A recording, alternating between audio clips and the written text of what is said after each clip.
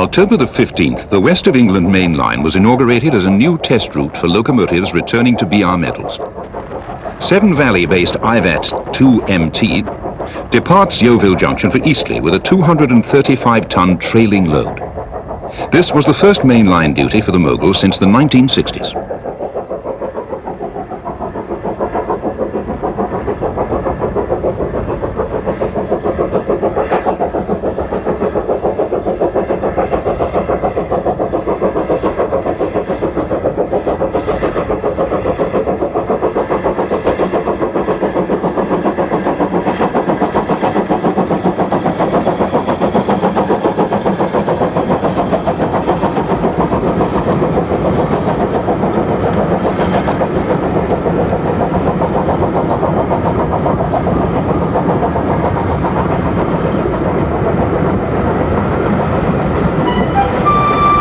This is Steam Railway video number 5. In this issue, news pictorial, including the inaugural runs of the Steam Railway wind cutter on the Great Central Railway. Fowler 4. Action of 4F number 4422 on the East Lancashire Railway and on the NYMR. The Severn Valley Railway. An in-depth review featuring line-side footage from the Autumn Gala.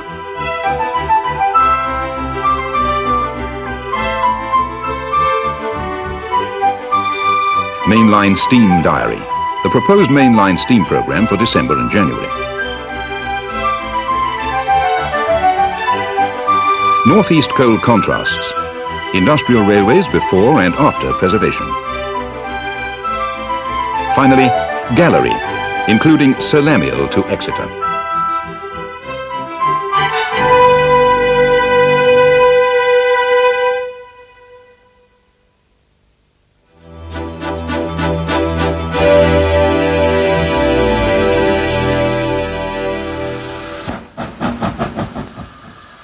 We open our news pictorial section with a last and a first. In November, Maunsell S15 number 847 hauled its first public train since January 1964. This locomotive was the last 460 built by the Southern Railway. It was restored from Barry condition by the Maunsell Locomotive Society at the Bluebell Railway. In fact, 2 S15s have returned to steam in the last 2 months, although 828, restored at Eastleigh to main line standards, has yet to haul a train. 847 climbs Freshfield Bank en route to Horsted Keynes.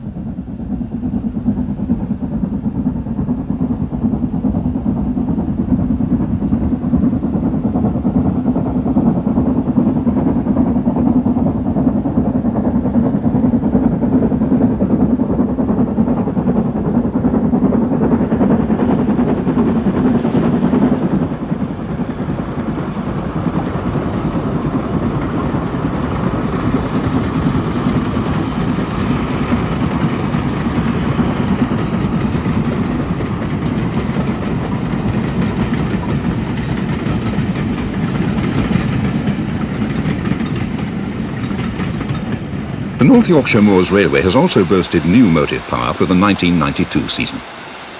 Unfortunately, this WD, transferred from the struggling Mid-Hants, suffered problems almost immediately. This resulted in the North British machine missing the railway's recent wartime gala. The gala was to have featured 3 War Department locomotives. The most recent delivery arrived just 48 hours earlier from Poland. Anyone producing a wartime ration book benefited by travelling at 1930s prices. The new Polish recruit arrives at Gothland.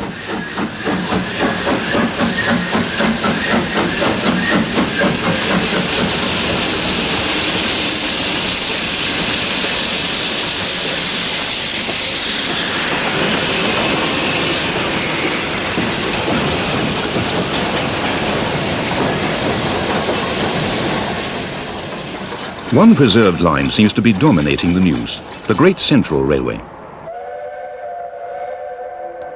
On November the 12th, the Great Central Railway launched its ambitious £2 million share issue in fine style at Marylebone, the original Great Central terminus. A former resident at the railway, the Duke of Gloucester, made a welcome return to the station. Sadly, the terminus is now barred to steam excursions. The Duke's visit was just light engine. One of the projects proposed by the preservationists is to build a station in the style of Marylebone at Leicester North, the railway's southern terminus.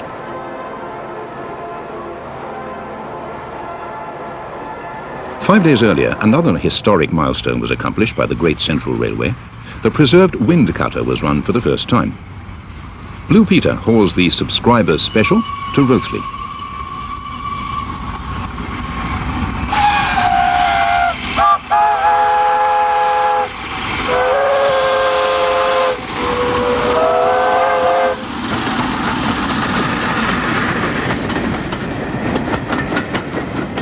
On this special day, the A2 carried original headboards from York Museum. These included the Heart of Midlothian and the Fair Maid.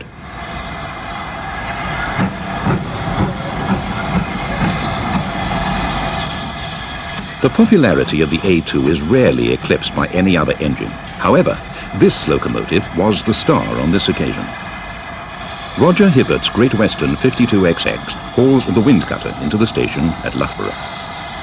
The sight of a steam-hauled 20-wagon coal train is once again a reality. Nick Piggott, during his time as editor of Steam Railway magazine, launched the appeal. November the 7th was officially a Contributors' Day, a thank you from the Great Central Railway and Steam Railway magazine to everyone who dug deep in their pockets to make the dream come true.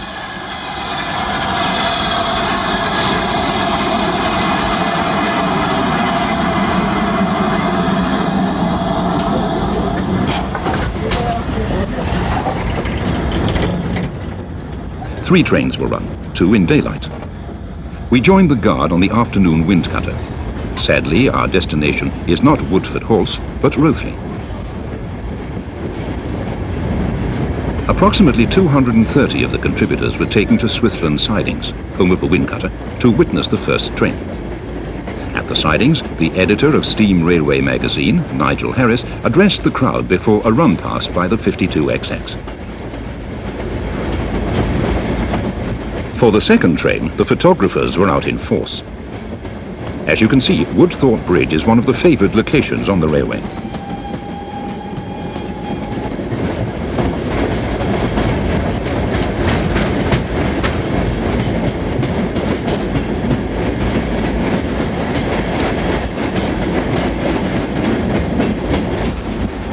Eventually, it's hoped to run a train of 29 of these BR 16-ton mineral wagons, with perhaps an 8F or 9F as motive power, far more appropriate for the last main line.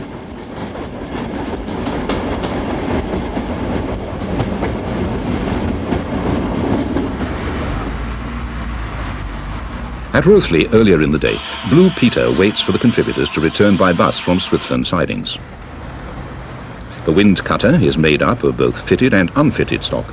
The 20 wagons which have so far returned to service are all from the British Leyland Longbridge plant.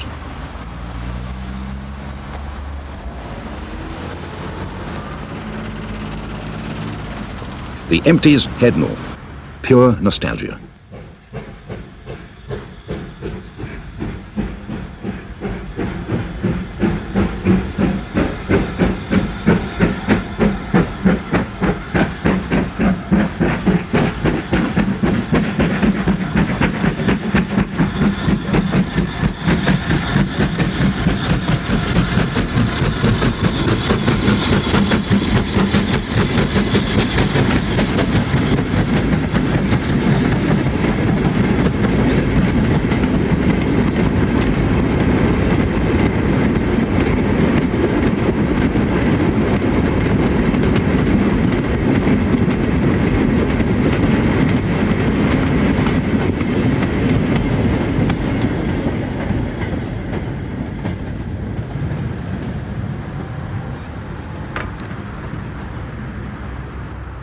The running of freight trains has become common at Britain's preservation centres. At the Manchester Museum of Science and Industry, wagons are used to transport passengers. During the recent open day, Agecroft No. 4 departs on the shuttle.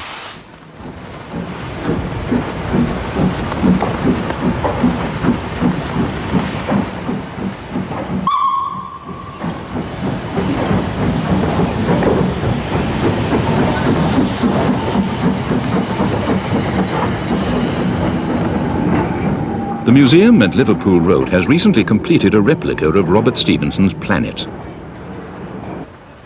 The 220 was originally built in 1830. This pipe gives a clue to the real reason for our visit. It is effectively a fuel line for steam. It used to power the resident fireless engine. This locomotive once operated at Fleetwood Power Station.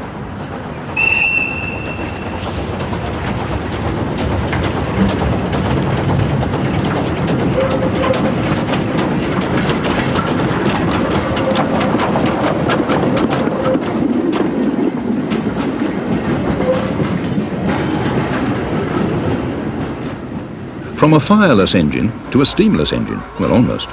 One of the principal attractions at the recent West Somerset Gala never actually moved off the depot at Minehead. Sadly, the 7F, carrying its original number for the first time since full restoration, had suffered damage to the rear driving axle. Another 280 was stealing the limelight on the railway. 3822, on loan from the Didcot Railway Centre for 6 months, is now a record breaker.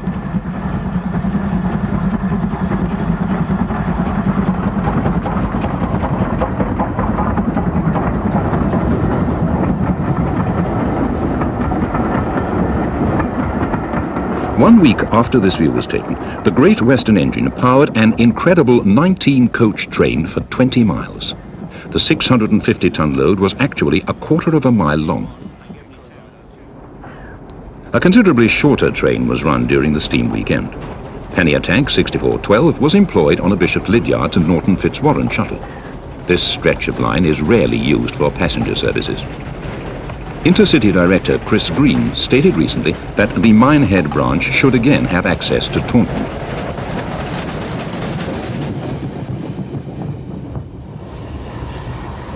At the Llangollen Railway Transport Extravaganza, the railway undertook to operate passenger, parcels and freight trains. Derek Foster's Ginty 7298 heads for Glyndufri.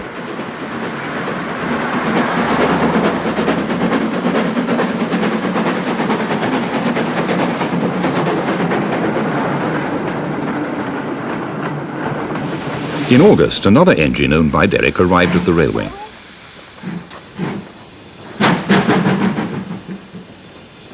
"76079 is normally based on the East Lancashire Railway. The standard Class 4 was initially brought to the line on a 10 steamings agreement. This has now been extended.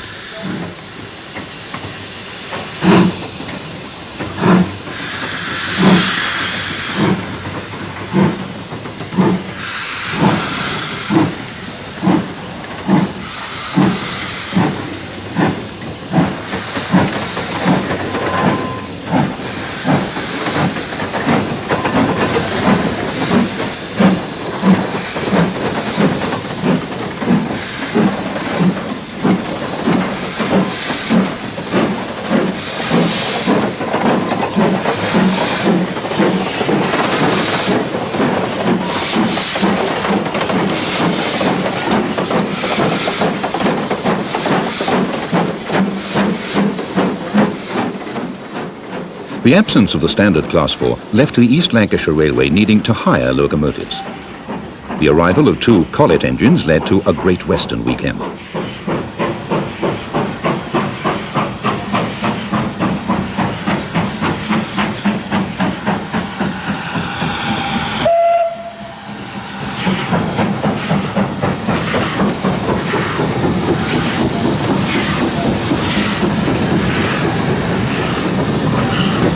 The manor is a resident. The 52XX was from the Great Central Railway, and Nunney Castle was taking a break from main line action.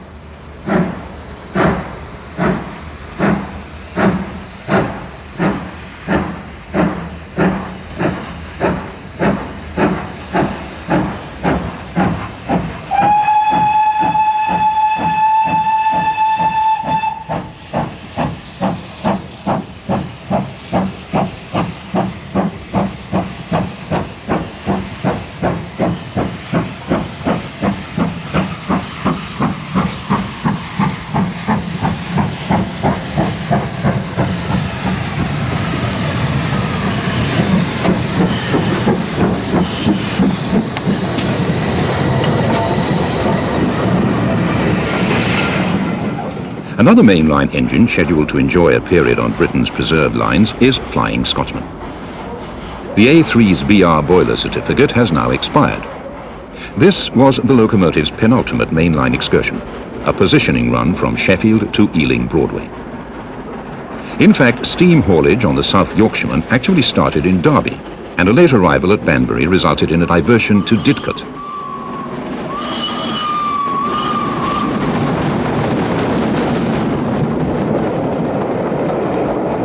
The final run was in miserable weather on the 25th of October.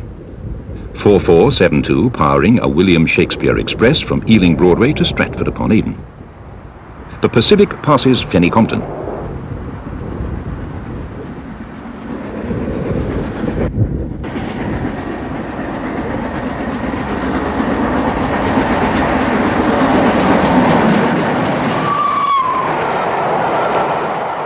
(1993) will be spent touring preserved lines before a full overhaul is undertaken to return Flying Scotsman to the main line. In Scotland, 5407 stopped earlier in the season with worn tyres, was given one last run, the Lochaber from Fort William to Glasgow.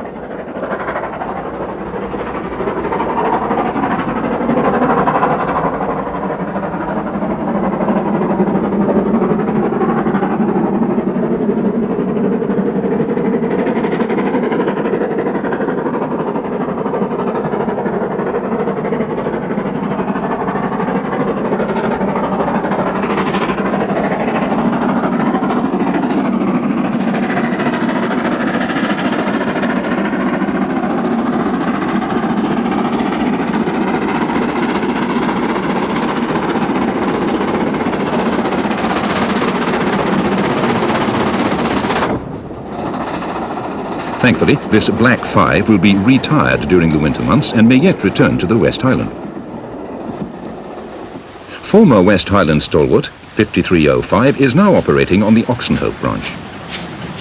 The Keighley and Worth Valley Railway are to operate the Black 5 on a flexi agreement.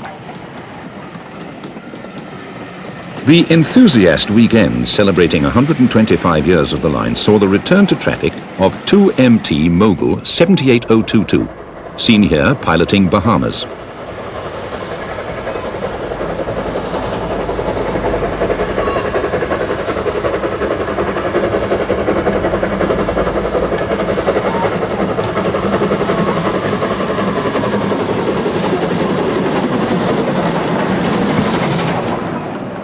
The Standard was double-headed throughout the weekend. Its 11th hour completion had only allowed 10 miles of running in. Bahamas is also celebrating a birthday. This is the Silver Jubilee run from Oxenhope to Carlisle and return to celebrate 25 years of the Bahamas Locomotive Society.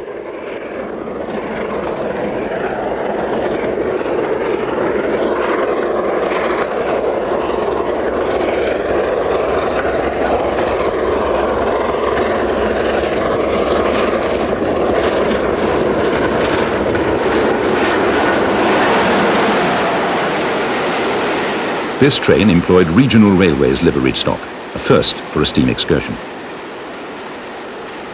The previous day, the Settle and Carlisle played host to 46229 Duchess of Hamilton, powering the Terence Cuneo 85th birthday special northbound.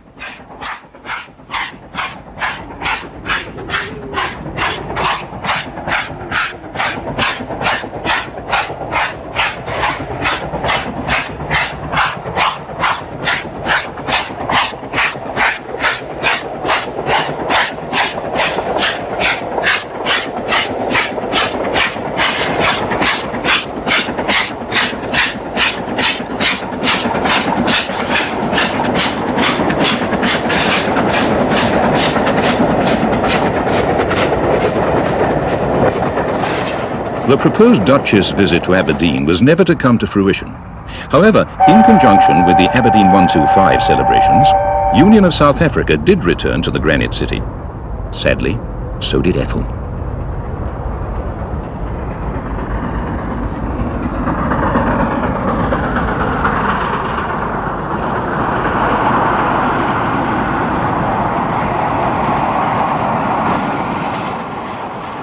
Just when you thought it was safe to go on a steam rail tour, She's back. Ethel, too, has returned from the dead. Also returning to the main line is Sir Nigel Gresley. The A4 reduces the local pheasant population by 1 as it passes Grange Court Junction en route between Gloucester and Crewe. This tour on October the 24th was run by the Cambridge Railway Circle. Its previous attempt to run a train behind this engine had been unsuccessful.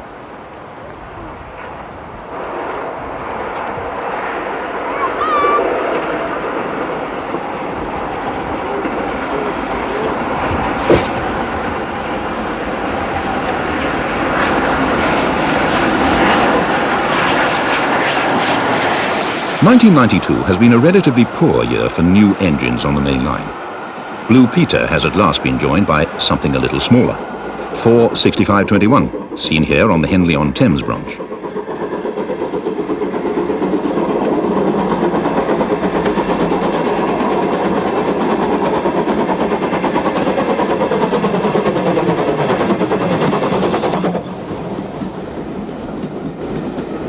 Network Southeast operated 2 Sundays of steam on the branch using the Severn Valley-based Mogul. Another new stretch of line for the Network steam programme was between Andover and Basingstoke. Tor Valley passes Whitchurch on an Exeter to Basingstoke train.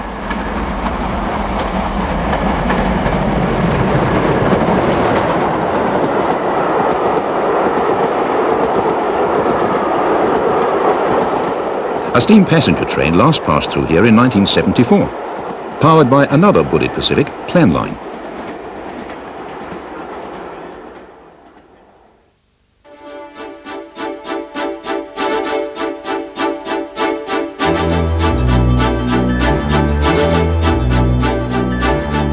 .060 tender engines were the maids of all work of the Midland Railway. In 1910, a Mogul was proposed to replace the outdated Kirtley and Johnson designs. In the event, locomotive superintendent Henry Fowler again pursued the .060 theory. The Fowler 4, or 4F, was to be born. The first prototype emerged from Derby Works in October 1911. These opening scenes were recorded at Holbeck Depot, Leeds, and at Hurstwood near Shipley.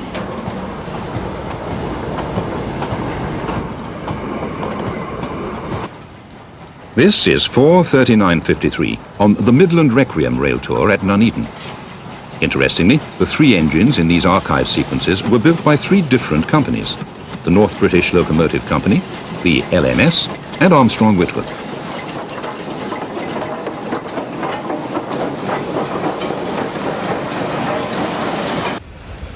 Inevitably, this classic goods engine became popular power for rail tours in its last days of BR service. Once the fleet was well over 700 strong. Thankfully, 4 members of the class were saved for preservation. Derby-built 44422 was one of the chosen few. This engine, disguised as 44560, departs Somerset on the East Lancashire Railway. The 4F pilots 257 Squadron on a special Somerset and Dorset weekend.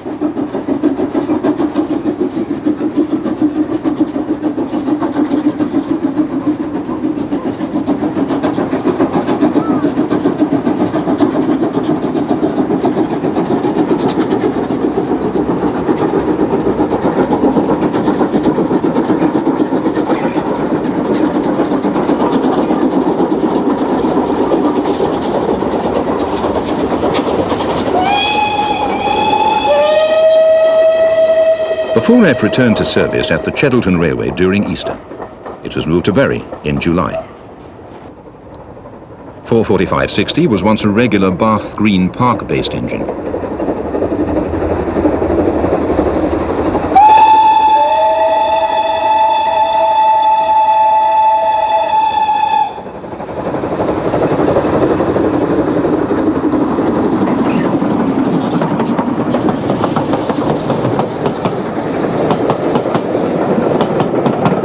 On the Great Western weekend, the Derby engine was confined to depot, the locomotive department taking the opportunity to carry out some work on 4422. At the depot, we asked Roger Johnson of the East Lancashire Railway, how many coaches is the 4F capable of handling? Well, so far I think the most we put on her is 7. I'm not sure how she would manage in bad weather if we had many more than that, because they're fairly lightweight. But she manages 7 perfectly easily. At the moment we're fitting steam heating so that she can go on passenger trains during the winter months. She seems to be popular with the footplate crews. She's certainly popular with the CME because she's very economical. As far as we know, she's popular with the passengers. The snifter valve is the fitting responsible for the 4F's distinctive wheeze sound. 4422 had just returned from a brief visit to the North Yorkshire Moors Railway.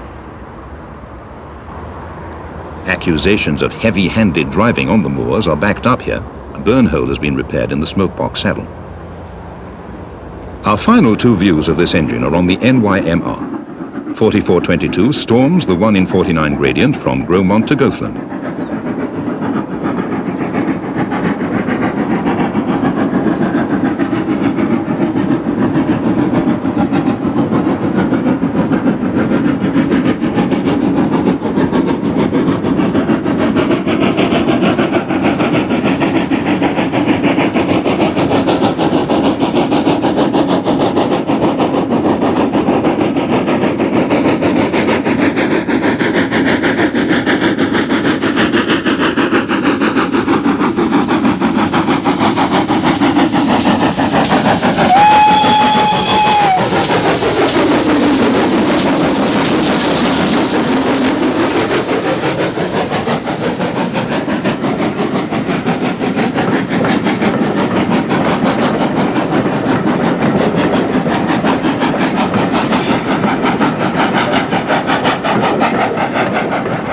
This view is between Goathland and the summit near Fylingdales.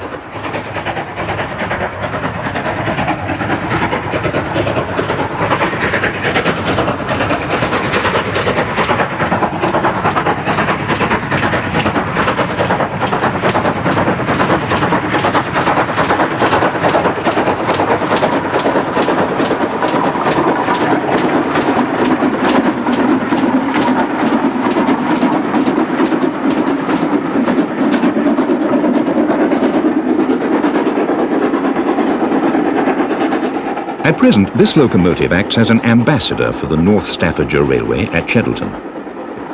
If the railway are successful in their negotiations with BR, this 4F will one day operate the Oakham branch and perhaps even arrive at Alton Towers.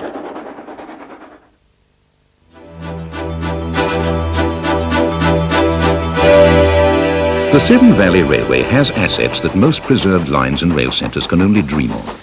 A 16.5-mile line, an active fleet of around 15 locomotives, and hundreds of volunteers. Its history is also intriguing. Hinton Manor takes the former Kidderminster Loop line, built 16 years after the original Severn Valley route was opened in 1862.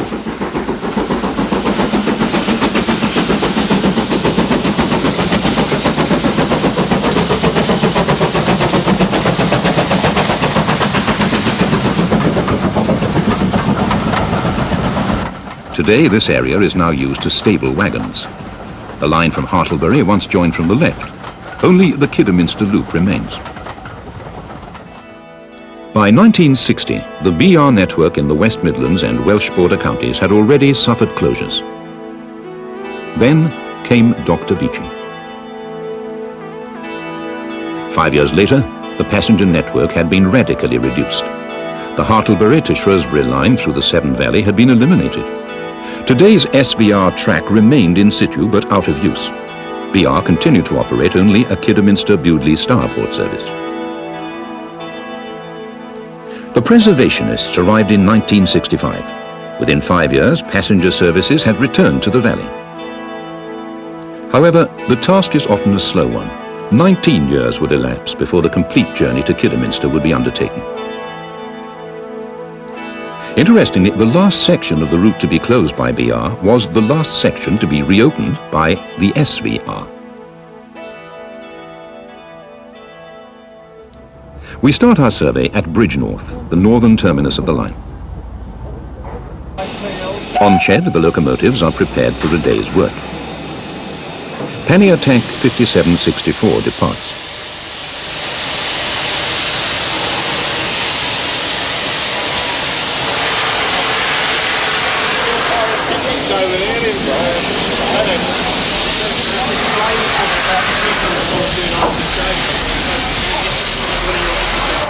These engines will, by the end of the weekend, consume around 70 tons of coal.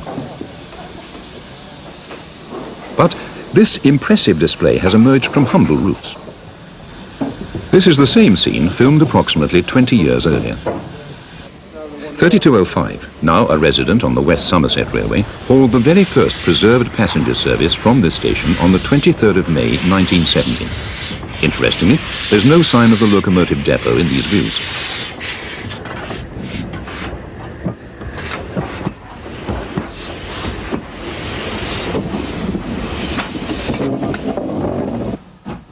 The Collet 060 departs for Hampton Load.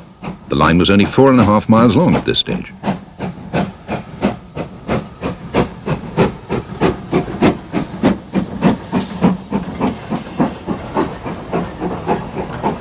The railway would progress slowly.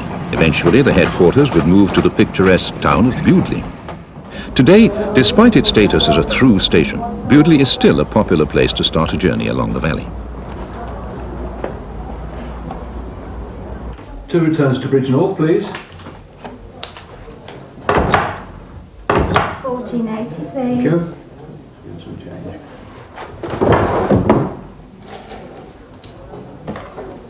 Thank you very much. These scenes were filmed during the autumn gala. The number of passengers and the forbidding notices to diesels indicate this is truly an all-steam event. General Manager Michael Draper gives his views on the gala. I think without a doubt that the Autumn Steam Gala is one of the leading events in the steam preservation scene.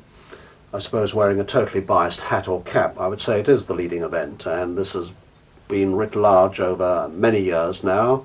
You'll see for yourself today that there will be all of 6,000 or 7,000 visitors, and little wonder that they come here in such droves, because we field more locos than the average railway can field in about 52 years.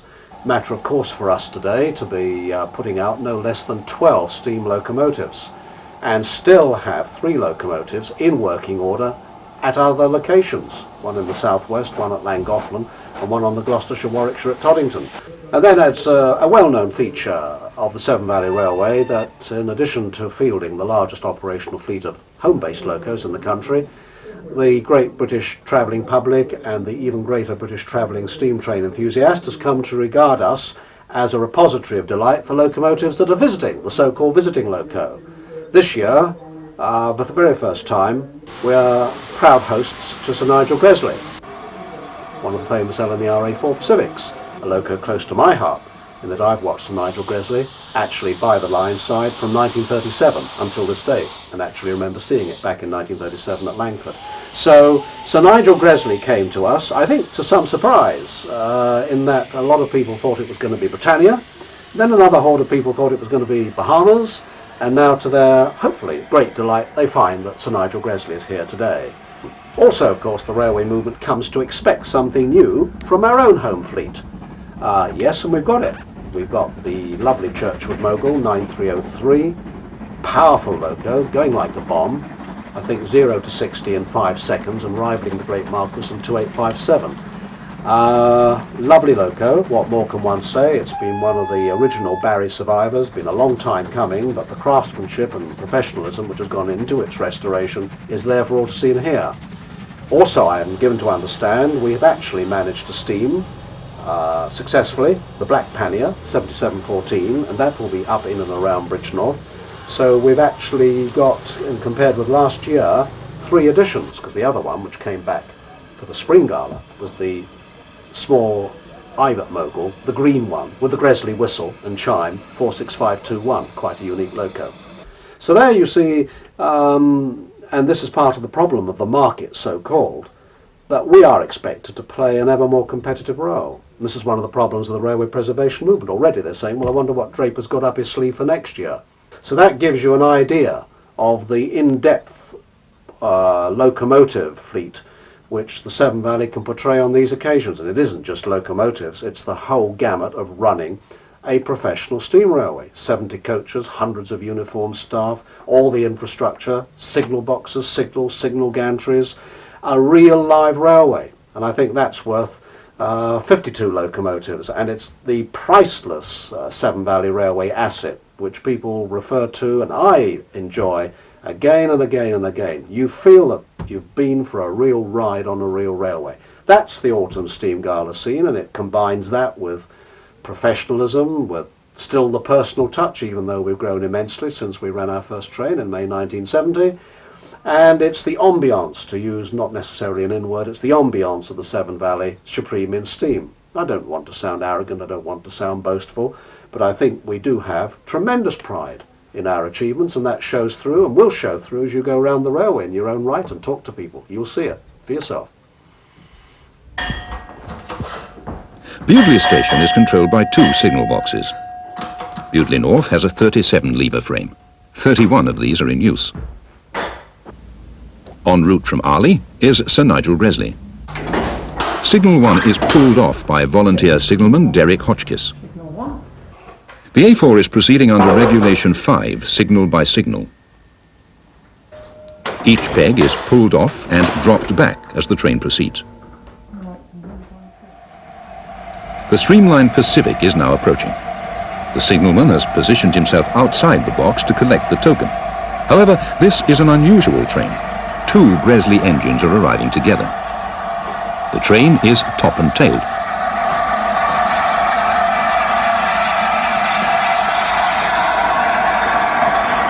The signalman reaches to the A4 cab for the token. Practice of the crew in the leading engine carrying the token is commonplace on BR. An Arley to Bewdley token would be carried by this train. On single-track lines such as the Severn Valley, the token system is used to prevent accidents. Drivers may only proceed when the appropriate token for the section is in their possession. The SVR use the traditional token method on occasions such as this. It's carried by the rear engine. The Great Marquis brings up the rear. This strange working was, in fact, for positioning purposes. A weight restriction at Arley prevents large engines from double heading.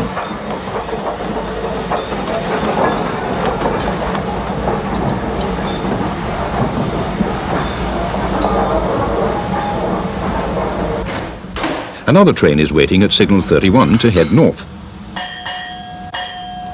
On his return to the box, the signalman clears the token for the A4, returns the up road to normal, then requests a token release for the northbound train. A series of bell codes are used to describe trains between here and Arley signal box.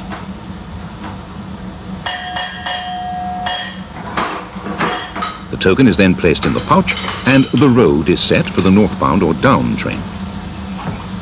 Lever 31, down Main to Shrewsbury Inner Home, is pulled off. Then lever 28. The road is now set. However, the hall cannot depart until the driver is in possession of the token to Arley. Raveningham Hall departs with the 10:50 a.m. Kidderminster to Bridgnorth service.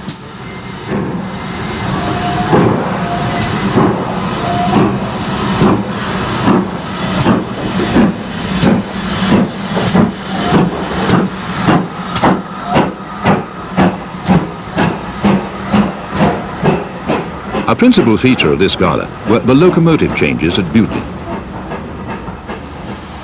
The peg is off for the 11:02 departure to Kidderminster. Stanier Mogul 2968 has just relieved the A4 and K4 combination, which had previously arrived from Bridgnorth.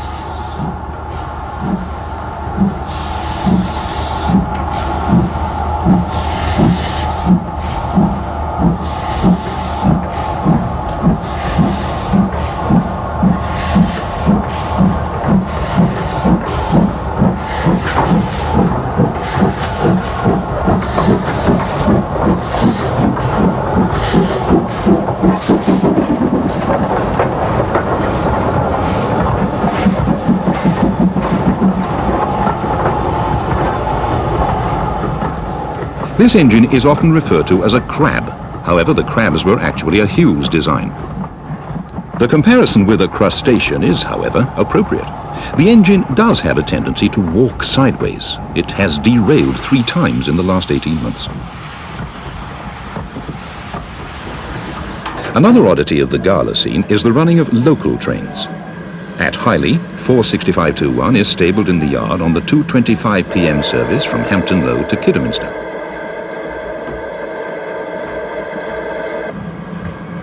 "8F number 48773 approaches on a Kidderminster to Bridgnorth service. This engine was used by the War Department and served in the Far East during World War II. The signalman exchanges tokens with the crew.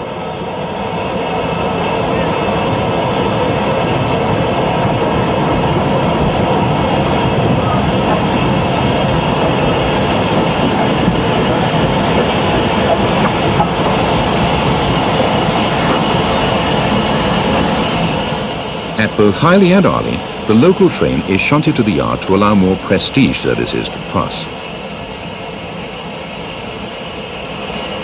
Another interesting gala event is the regular freight train. This year, the usual freight was dropped in favour of brake van specials run between Kidderminster and Bewdley.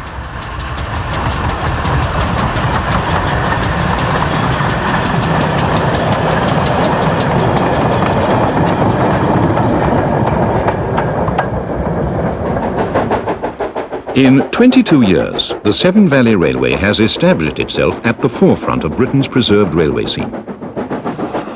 In that time, the ideals of the preservation pioneers have had to be moulded to cater for the tourist trade. The steam galas are, arguably, the last indulgence for the pure enthusiasts. The gala service bears little resemblance to that operated up to 1963. This notoriously slow backwater line will never be the same again.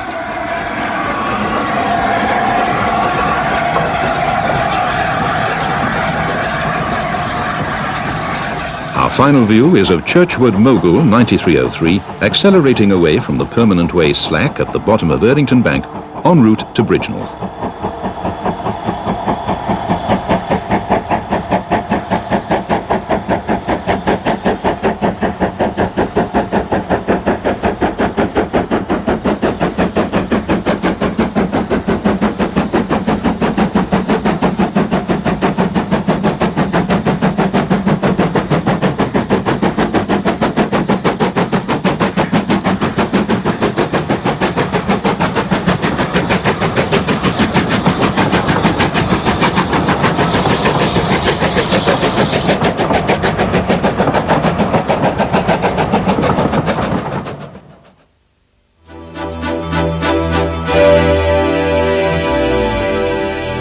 From the 1st of January 1993, all steam locomotives operating on the main line are to carry a headlight. This was announced way back in 1990 in Steam Railway magazine. At the time, the Duke of Gloucester Group set out to create their own headlight based on a standard LMS design. This is the result.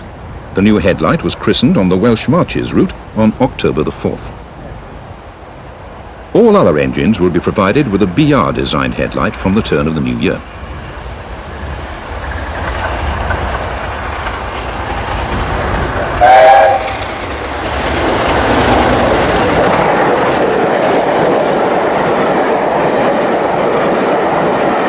The mainline steam programme for December and January is traditionally a little sparse. This winter is no exception. In the north, just 4 trains are booked during the next 2 months. These include the return of Blue Peter to the Settle and Carlisle. The S&C has returned to favour after its brief period out of bounds for steam during the leaf fall season. 3 trips booked the Cumbrian coast as an alternative route. 46229 powers along the bottom leg on the only one of these tours that actually ran.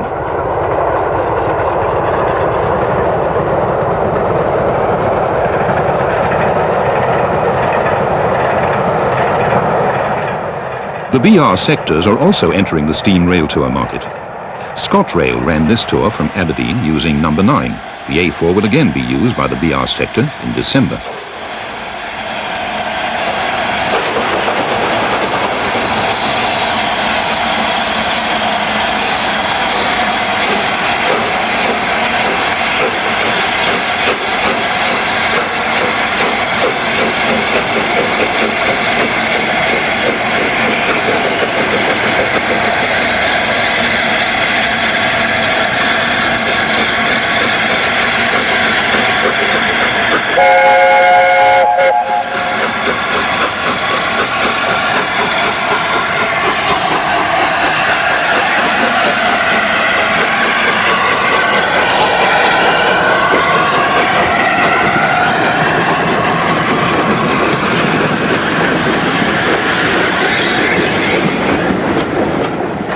The After Dark network steam program continues. The latest proposals include steam to Hastings and Dover. However, a cutback in staff working on rest days has already resulted in cancellation for 2 trips. Hastings and Dover may be rescheduled. Other highlights include the repeat of Didcot to Oxford shuttles and potentially the last of the Sudbury steam. Incidentally, the Sudbury branch is now Regional Railways territory.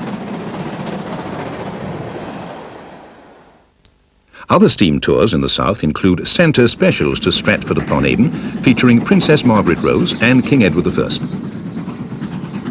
Both royals return home on January the 9th.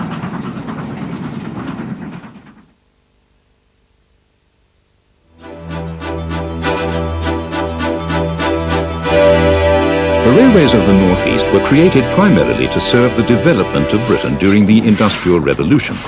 The need for coal was paramount. But times change. Today, the northeast coalfield is a shadow of its former self. In the early 1960s, this complex of lines was still operational. Most of these routes were owned not by British Railways, but by the National Coal Board. The Bowes system operated between Dipton and Jarrow. Closure in the 1970s was not the end for this unique line. 2 sites have been saved: Marley Hill and Springwell. At Marley Hill, the Tanfield Railway have saved the former Bowes engine shed. This station, Andrews House, has been built on the lamented Tanfield branch from Gateshead. This section of line was not part of the Bowes system. Andrews House Colliery was once located here. Progress departs.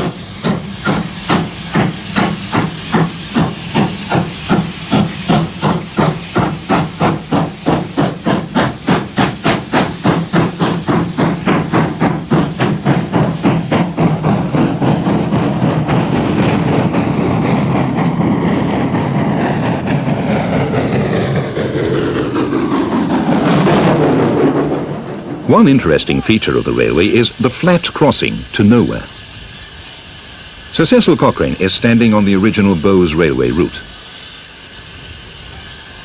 Progress is standing on the former Tanfield branch. Once the Bowes line continued straight ahead towards Blackburn Fell Drift, the cutting has, unfortunately, been filled in.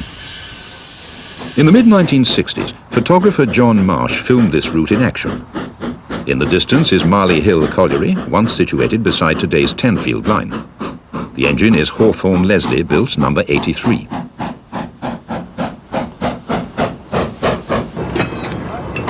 At Blackburn Fell Drift Mine, the ancient art of riding the wagon using just a shunter's pole is demonstrated. Rope inclines were also a feature of the railway. This stationary engine-worked incline was saved. Today's visitors to the Bowes Railway at Springwell can view this incline in action. This is now the only operational standard gauge rope-hauled incline in the world.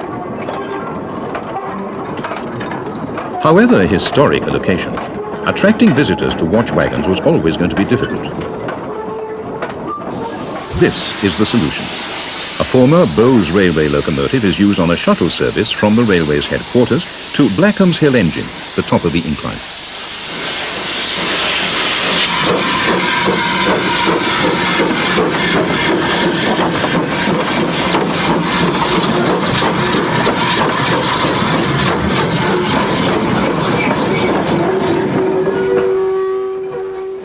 Colin Mountford, local historian and author of The Bowes Railway, gives us a potted history of the system.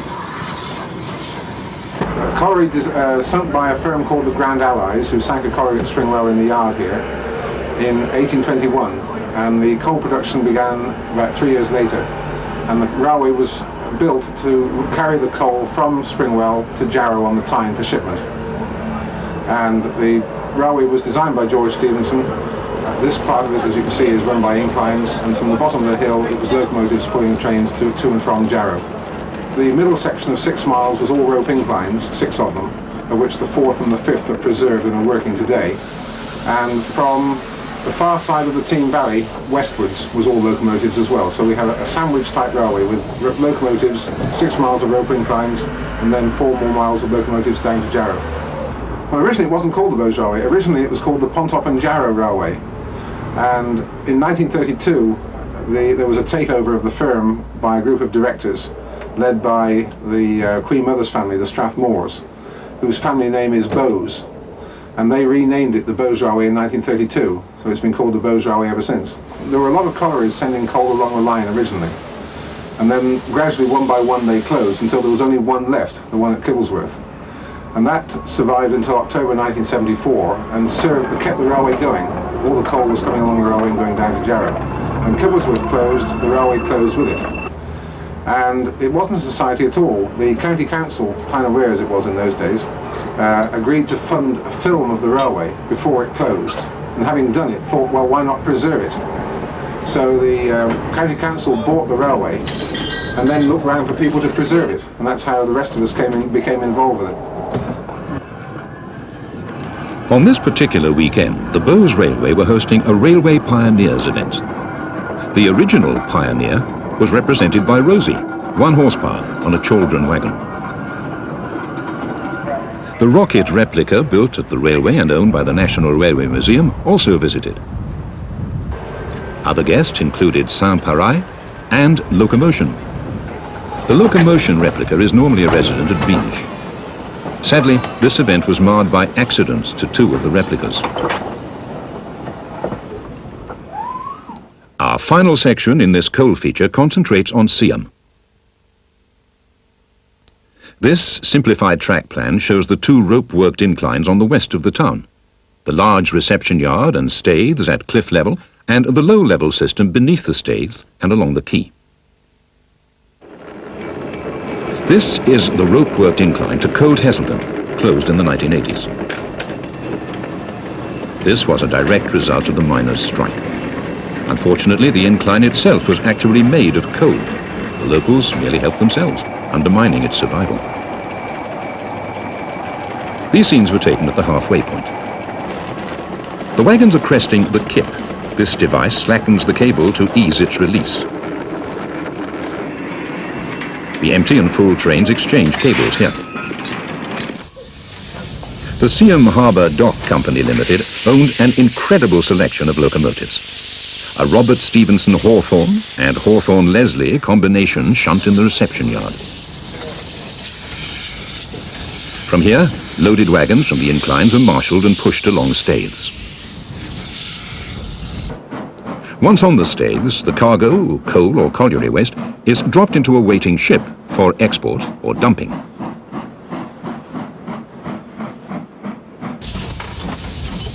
On the low-level line is number 18, dating from around 1870.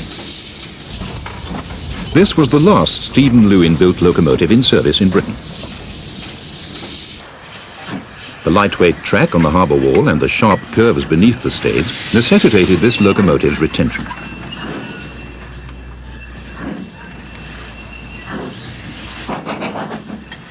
The North East railways have changed radically. Number 18 fell into disrepair before being saved for preservation. Thankfully, the Bowes Railway, the Open Air Museum at Beamish, and the Tanfield Railway have done much to preserve the industrial heritage of the North East.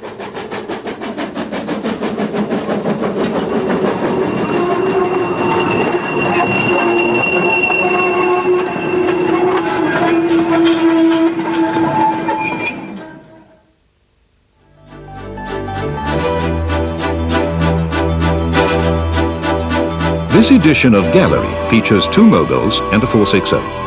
Departing Fort William on the Lochaber to Glasgow is the K1. 2005 was returning home for the winter.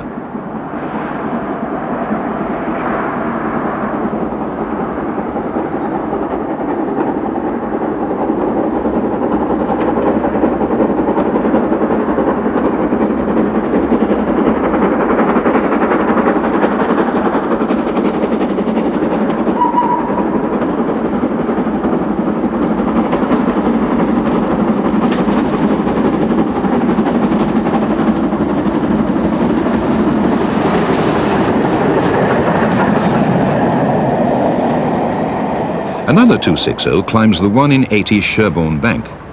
46521 is en route to Eastleigh from Yeovil with its BR mainline test train.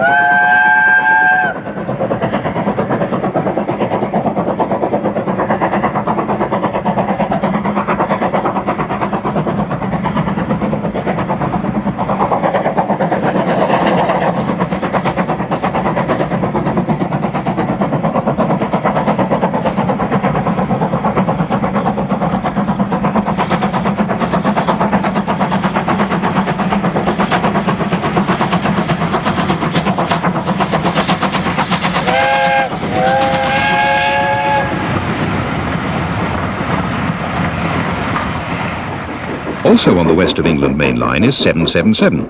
Salamiel attacks Oniton Bank.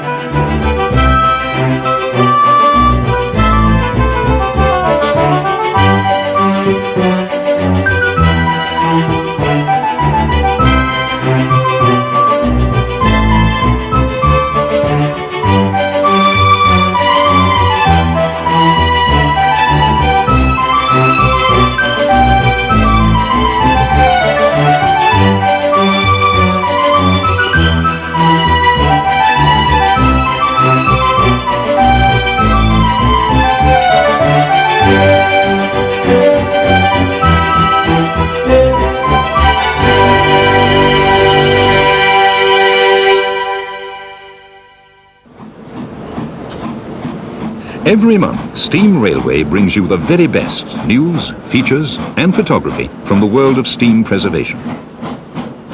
Steam Railway, from your newsagent every month.